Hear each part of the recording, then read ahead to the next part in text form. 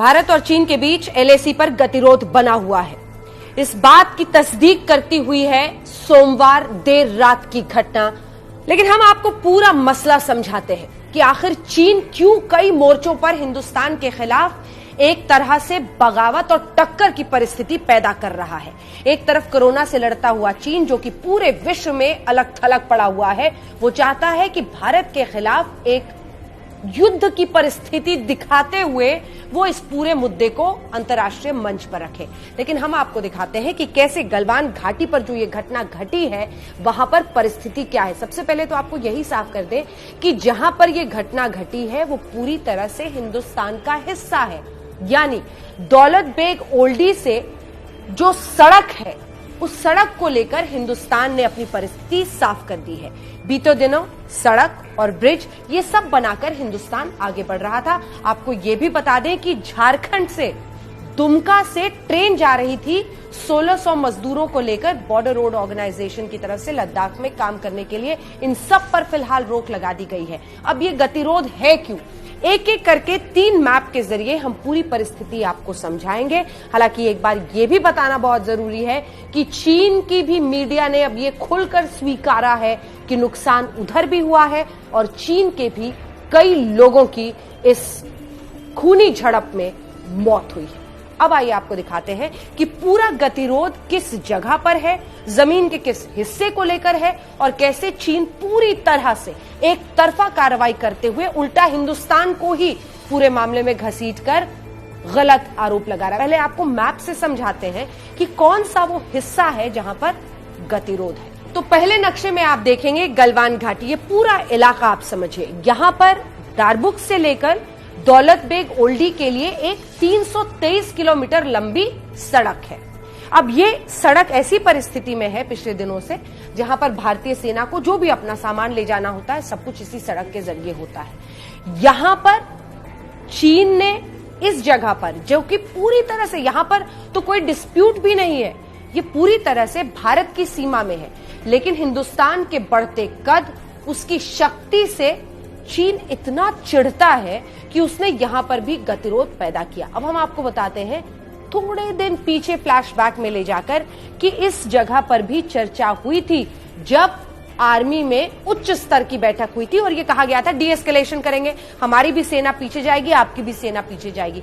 पीछे कहां से जाएगी? PP-14 वो जगह, यहां पर चीन की सेना पहुंच गई थी। अब PP-14 से यह तय हुआ कि चीन की सेना भी वापस जाएगी और भारत की सेना भी पीछे हटेगी। लेकिन जब मौका ऐसा आया कि दोनों सेनाओं को पीछे हटना था, तब चीन ने अग्रेशन यानी आक्रामक रुख अपनाया।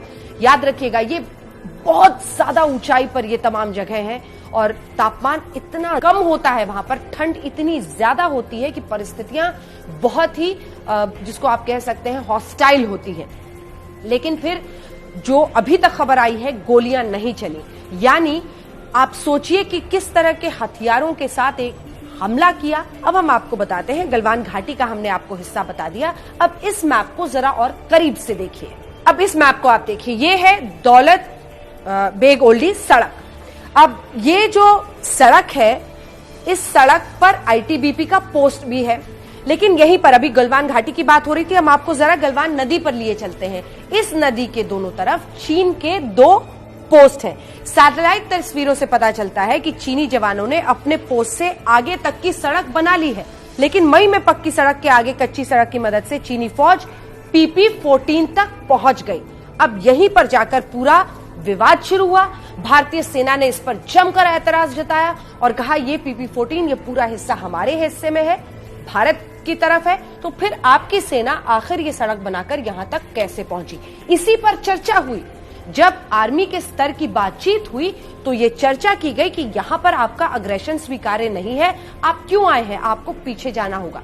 वहां पर सहमति बन गई थी, डी एस्केलेशन होना था, पीछे जाना था। लेकिन इसी बीच ये बीती रात की घटना बता रही है कि चीन की मंशा, उसकी नीयत अभी तक साफ नहीं है। तो ये साफ हो गया है कि चीन की सेना सिर्फ कोरोना के उस इशू से ध्यान भटकाने के लिए, क्योंकि पूरा विश्व अब उंगली एक तरह से दिखा रहा है चीन की तरफ कि यहीं से ये पैंडेमिक पूरे विश्व में फैला, ध्यान भटकाने के लिए ऐसी साजिशें चीन रच रहा है।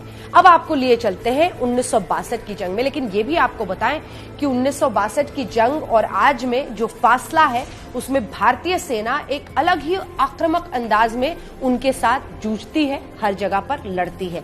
1975 के बाद लेकिन ये पहला मौका है इतने वर्षों में, 1975 के बाद जब LAC पर भारतीय सेना के लोग शहीद हुए हों, यानी नौबत यहां तक आई है। इसीलिए इस पूरे मुद्दे को हल्के में भी नहीं लिया जा सकता है। अभी हर पल कुछ ना कुछ नई जानकारी आएगी और यह भी बताया जा रहा है कि इस दौरान भी जब वहां पर इतनी खूनी झड़पें हुई हैं, उसके बाद भी हर स्तर पर बातचीत हो रही है ताकि मामले को सुलझाया जाए। अब आखिरी बात चीन की चाल पर। एक प्रोपेगेंडा वॉर, एक इंफॉर्मेशन वॉर खेलने का आदी है चीन। ऐसे वक्त पर भी उनकी डिफेंस मिनिस्ट्री के प्रवक्ता यही बता रहे हैं कि हिंदुस्तान ने एक तरफा तरीके से यह आक्रमण किया, जबकि सच्चाई इसके बिल्कुल विपरीत है। हिंदुस्तान को यह पहली बार नहीं पता चल रहा है। चीन और चीन का ये अलग अंदाज में चाल चलने का तरीका हमेशा से हिंदुस्तान को पता रहा है, लेकिन बावजूद इसके वो एक सरहद पर हमारे साथ पड़ोसी है। हमें रास्ता निकालना पड़ेगा।